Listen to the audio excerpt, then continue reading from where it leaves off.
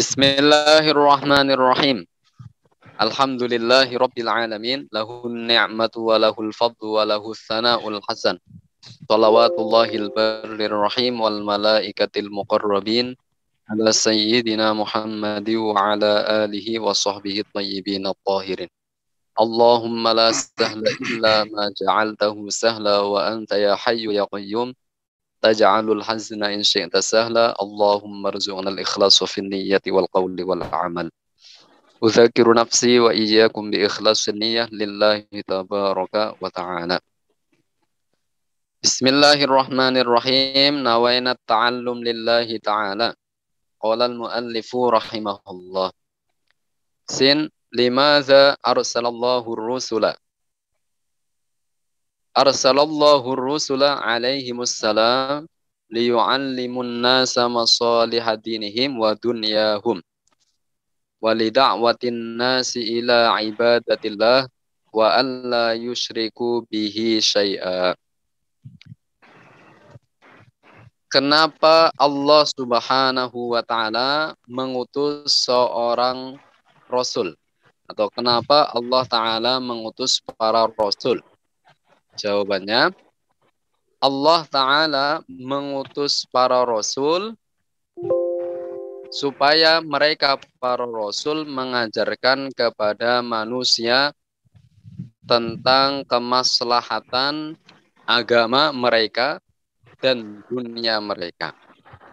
Dan supaya mereka mengajak orang-orang agar menyembah kepada Allah, beribadah kepada Allah, puncak ketundukan hanya kepada Allah, dan tidak menyekutukan Allah dengan segala sesuatu apapun. Allah Subhanahu wa ta'ala mengutus para nabi sebagai rahmatan lil ibad, sebagai rahmat kepada hamba-hamba Allah. Dan ini tidak bertentangan dengan ayatul qital. Ya. Karena sebagian seseorang mengatakan katanya Rasulullah diutus ya sebagai rahmat lil alamin, tapi nyatanya dalam sejarah Rasulullah ya terjadi al-qital atau memerangi orang-orang kufar. Ini tidak saling bertentangan antara ayat yang menjelaskan tentang rahmatan lil alamin dengan ayatul qital. Sebab hakikat ya hakikat dari hakikat dari seseorang itu ya selamat ya adalah nanti di akhirat terselamatkan dari api neraka selamanya. Dengan Rasulullah diizinkan oleh Allah Ta'ala memerangi orang kufar, sehingga ya banyak orang-orang masyarakat yang masih kafir yang sebenarnya mereka ingin masuk ke dalam agama Islam karena sebab pemimpin mereka orang zalim melarang mereka untuk masuk ke dalam agama Islam. Dengan peperangan itulah ya mereka para masyarakat pada zaman Rasulullah ya mau berbondong-bondong masuk ke dalam agama Islam. Ini tidak saling bertentangan karena makna rahmatan lil alamin yakni Rasulullah Shallallahu Alaihi Wasallam diutus ya untuk sebagai rahmat yakni menyelamatkan orang-orang dari kekufuran. Karena keselamatan sejati hanyalah di akhirat. Nah, dan juga akal manusia itu tidak mampu ya, tidak akan mampu untuk mengetahui hal-hal ataupun jalan yang menuju keselamatan di akhirat. Dengan terutusnya para nabi, dengan terutusnya para rasul, ini sebagai kemaslahatan, sebagai kebaikan ya untuk para hamba-hamba Allah Ta'ala. Atas sifat anugerah Allah Ta'ala, Allah mengutus para rasul untuk hamba-hambanya supaya mengetahui jalan keselamatan, yakni supaya di akhirat masuk di dalam surga. Kemudian berkaitan dengan Ar-Rasul dan Nabi, ini tidak terlepas kita harus mengetahui apa perbedaannya Rasul dengan Nabi. Karena ada sebagian orang-orang yang menukil kitab-kitab mutaakhirin, mereka mengambil pendapat perbedaan Nabi dengan Rasul, ya, mengatakan katanya wa illam yu'mar bitabligh fahuwa nabi. Jadi kata mereka sisi perbedaan antara Nabi dan Rasul dari sisi wa illam yu'mar bitabligh fahuwa nabi. Jika tidak diperintahkan untuk tabligh, maka itu disebut dengan Nabi. Ya, pendapat yang seperti ini tidak bisa dibenarkan. Kenapa? Karena kita saja yang bukan seorang nabi wajib untuk tabligh, wajib untuk menyampaikan, ya, wajib untuk menyampaikan kebaikan, wajib menyampaikan akidah Ahlus Sunnah wal Jamaah, apalagi sosok seorang nabi. Dan juga kata nabi itu diambil dari naba'a yang artinya adalah akhbar, memberikan kabar. Secara bahasa saja kata nabi itu memberikan kabar. Ya, masa seseorang nabi itu tidak diperintahkan untuk tabligh. Di antara dalil bahwa para nabi diperintahkan untuk tabligh, firman Allah Ta'ala, yaitu faba'atsallahu nabiyyina mubasysyirina wa mundzirin. Bahwa Allah Ta'ala mengutus para nabi, ya, untuk memberikan tafsir, yakni memberikan kabar gembira bagi orang-orang yang beriman, maka jaminannya adalah masuk surga. Dan memberikan kabar inzar atau peringatan bagi orang-orang yang tidak beriman, maka jaminannya adalah masuk neraka selamanya. Jadi perbedaan antara nabi dan rasul, ya. Para ulama menjelaskan, jadi perbedaan antara nabi dan rasul, kita harus tahu dulu definisi nabi.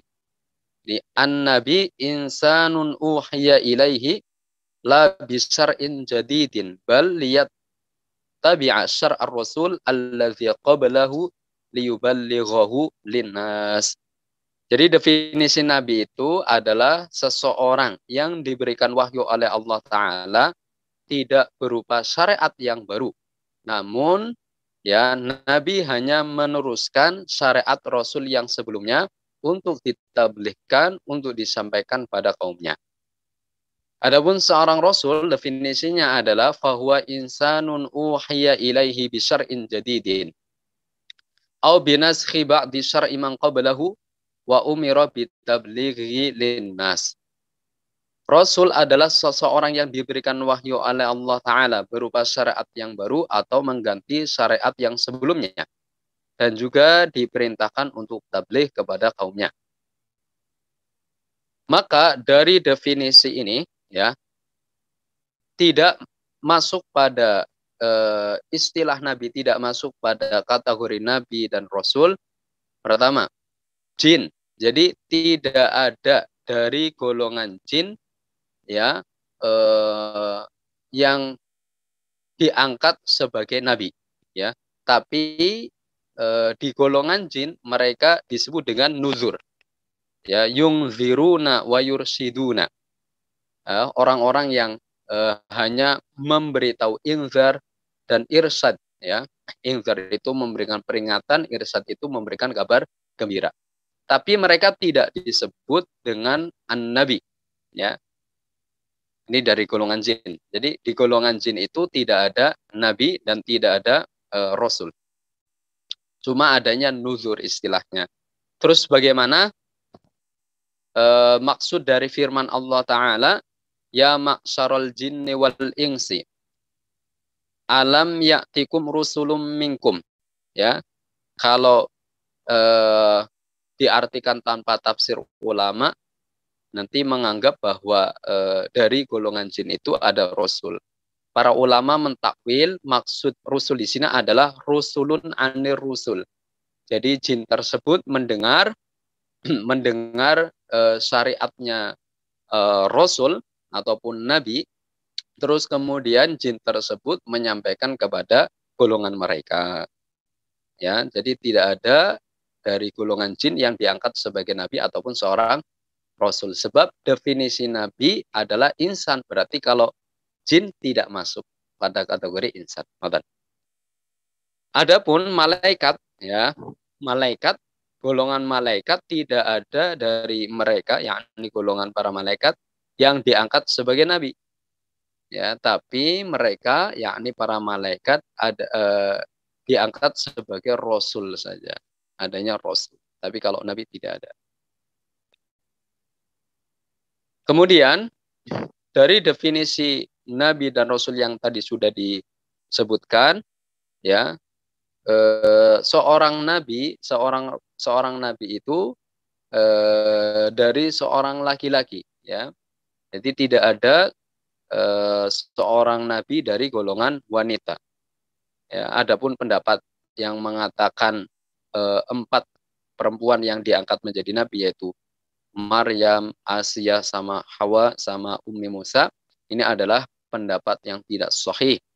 Sebagaimana yang dijelaskan oleh Al-Hafidh Imam As-Suyuti, beliau mengatakan, lam yasiha indana fi dzalika syai'un.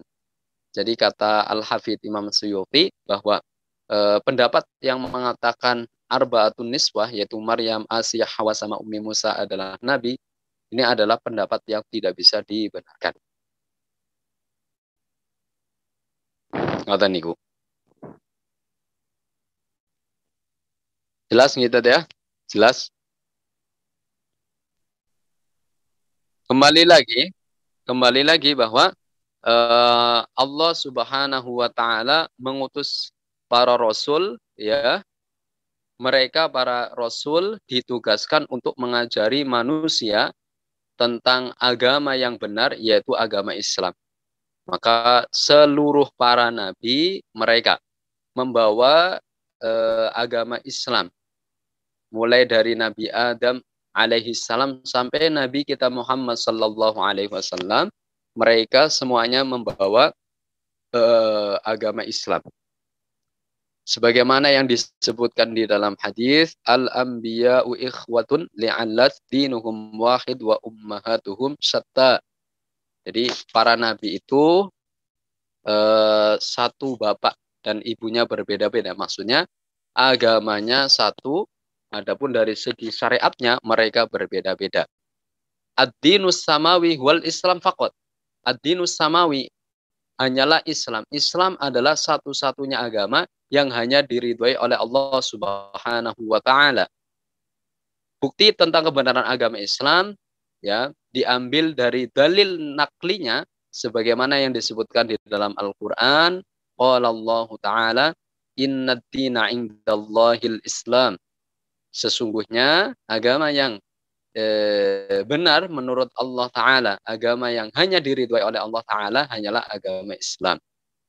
Kemudian pada ayat yang lain juga Allah taala berfirman, qala Allah taala, wa may yabtaghi ghairal islami dinan falan yuqbala minhu wa huwa fil akhirati minal khasirin.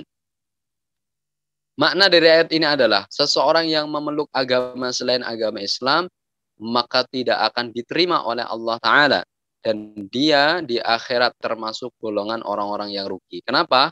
Orang yang memeluk selain agama Islam tergolong orang-orang yang rugi, sebab di akhirat, ya, orang-orang kafir, ya, mendapatkan siksaan, bukan mendapatkan kenikmatan. Orang yang rugi berarti orang yang tidak mendapatkan kenikmatan. Ya, makanya mereka orang-orang yang memeluk selain agama Islam minal khosirin, termasuk orang-orang yang rugi. Dua ayat ini cukup untuk sebagai bukti kebenaran tentang ajaran agama Islam, tentang agama Islam.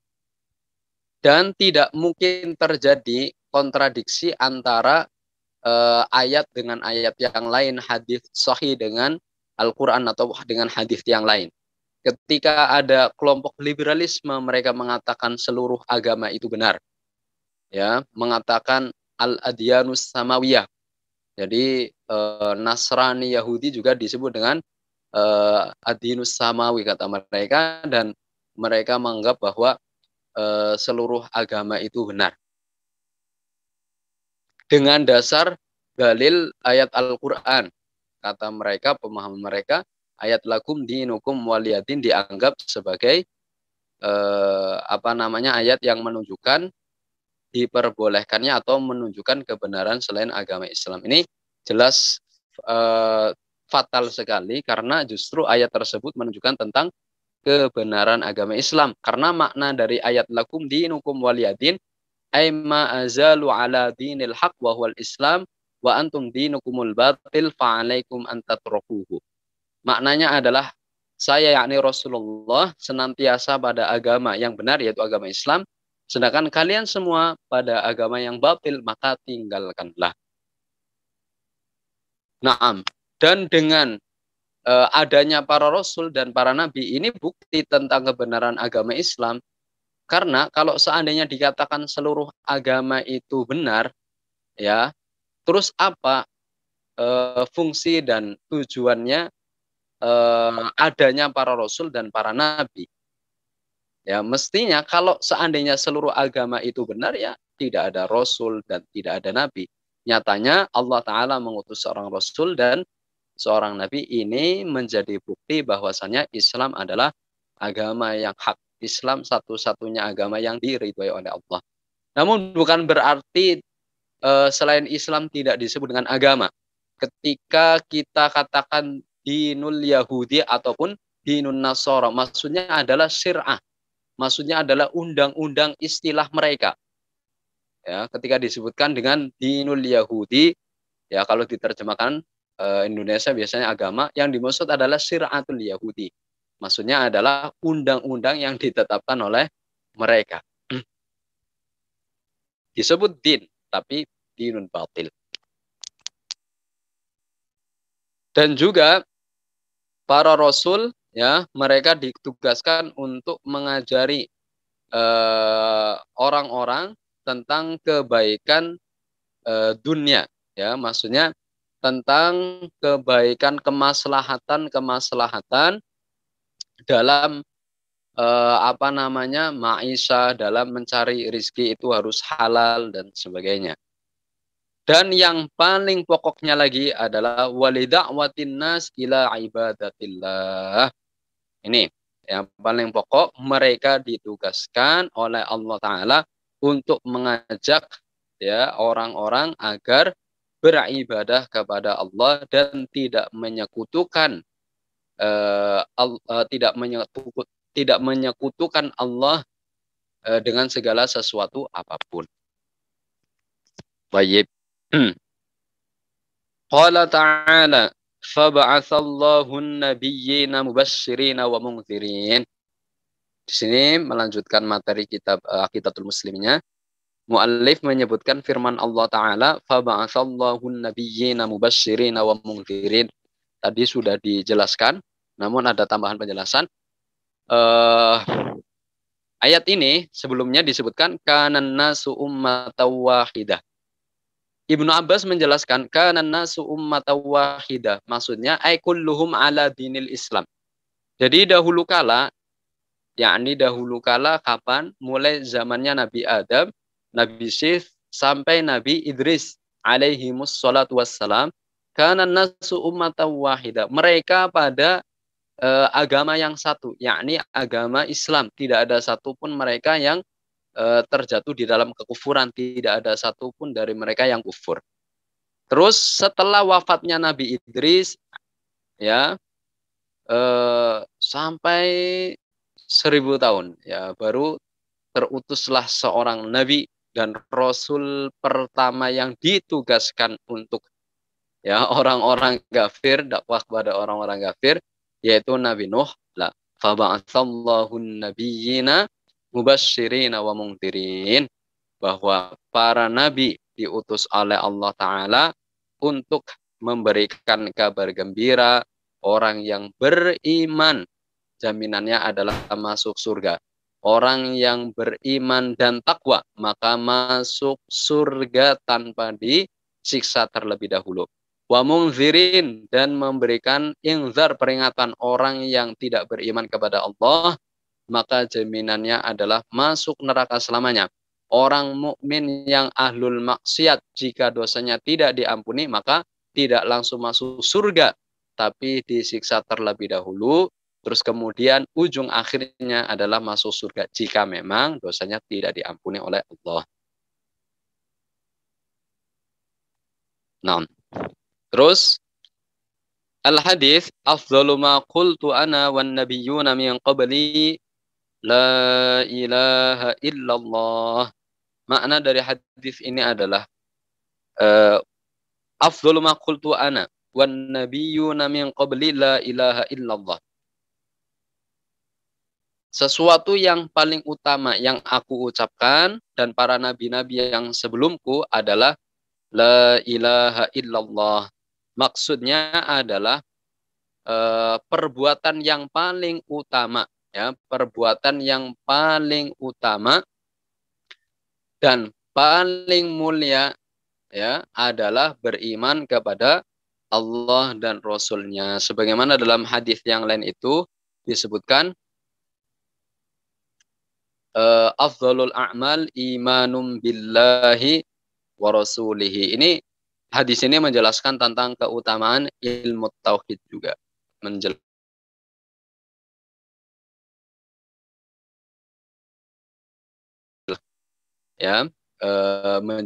tentang mentauhidkan Allah, tentang mengesahkan Allah Ta'ala, tidak menyekutukan Allah dengan segala sesuatu apapun.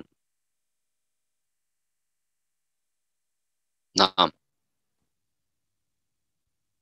ilmu tauhid adalah ilmu yang paling utama. Ya, ilmu tauhid adalah ilmu yang paling utama. Ilmu tauhid adalah ilmu yang paling mulia.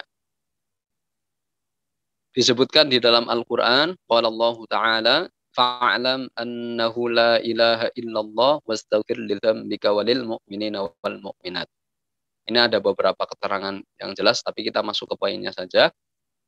Pada ayat ini Allah Ta'ala, ya, mendahulukan kalimatut tauhid, yaitu la ilaha illallah, yang menunjukkan ilmu usul. Dan setelah Allah, ya, menyebutkan kata la ilaha illallah, kemudian dilanjutkan wastaghfir li dzambika walil mu'minina wal mu'minat, yang menunjukkan ilmu furu' atau ilmu cabang. Maknanya, sebelum seseorang mempelajari ilmu cabang atau ilmu furu', yang pertama kali harus dipelajari adalah ilmu usul, yakni ilmu aqidah atau ilmu kalam. Sebagaimana yang sebelumnya kita sudah jelaskan tentang keutamaan ilmu tauhid. Baik, kita lanjut. Lanjut, Ustaz. Satu lagi nih, tanggung. Satu lagi. Nah, ma ma'na tauhid? Pertanyaan, apa yang dimaksud dengan at-tauhid? Huwa ifradul qadimi minal muhdats kama qala al-Imam al-Junaid. Yang dinamakan at-tauhid adalah tidak menyerupakan Allah dengan makhluknya, ya, atau mensucikan Allah dari keserupaan terhadap makhluknya, sebagaimana yang dijelaskan oleh al-Imam al-Junaid.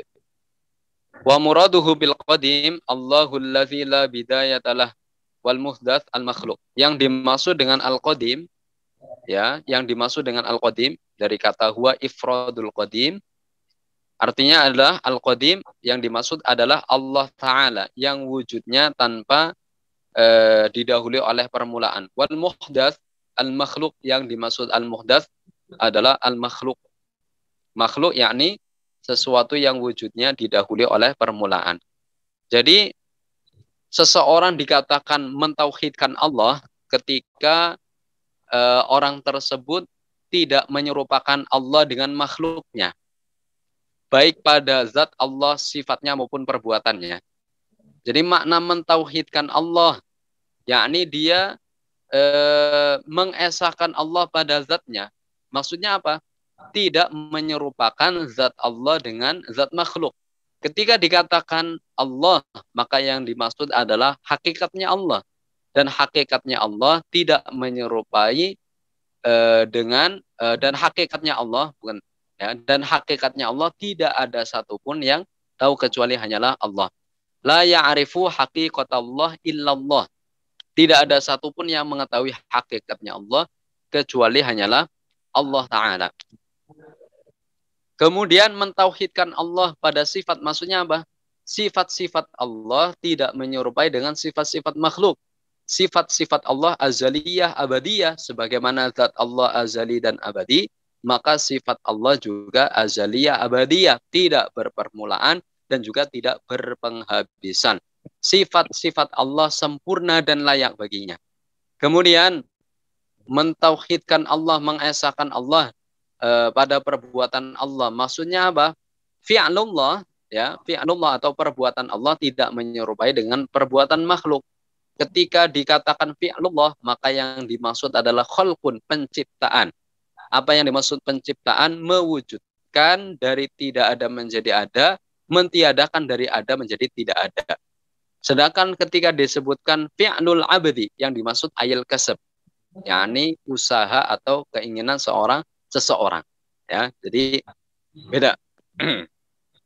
Ini maksud dengan mentauhidkan Allah dari segi fi'al, min haitsul fi'al, min haitsul af'al, ya. Nah, maka dari keterangan ini, orang-orang yang menyerupakan Allah dengan makhluknya seperti kelompok Al-Wahabiyah, ya, mereka tidak mentauhidkan Allah karena mereka meyakini Allah serupa dengan makhluknya. Dengan mereka berkeyakinan Allah berada di atas arsy, Allah ada di langit. Ya, mereka tidak mentauhidkan Allah. Begitu juga orang-orang yang mentiadakan sifat-sifat Allah seperti kelompok Al-Mu'tazilah. Seperti itu. Qala ta'ala laisa kamitslihi syai'. Nah, kemudian dalil tentang prinsip akidah Ahlussunnah wal Jamaah, yaitu tanzihullah an musyabahatil makhluqin, adalah firman Allah Ta'ala laisa kamitslihi syai'. Kenapa kita harus mengulang-ulang keterangan seperti ini? Tujuannya adalah supaya memperkuat. Yang kedua adalah li'ahammiyati hadzal bahas, karena sangat pentingnya pembahasan ini. Jadi ayat laisa kamitslihi syai' adalah ayat yang menjelaskan tentang prinsip Ahlussunnah wal Jamaah, ya, yaitu at-tanzih, mensucikan Allah dari keserupaan terhadap makhluknya secara total. Allah tidak serupa dengan makhluknya, baik satu segi maupun beberapa segi. Dan tidak ada satupun dari makhluk Allah yang menyerupai Allah. Al-hadits, su'ila Rasulullah sallallahu alaihi wasallam ayyul amali afdal. Dalam hadis disebutkan Rasulullah ditanya tentang perbuatan yang paling utama. Terus kemudian jawabannya Rasulullah, faqal imanun billahi wa rasulihi, rawahu al-Bukhari. Jawabannya Rasulullah, perbuatan yang paling utama secara itlak, secara keseluruhan adalah beriman kepada Allah dan Rasulnya. Nah,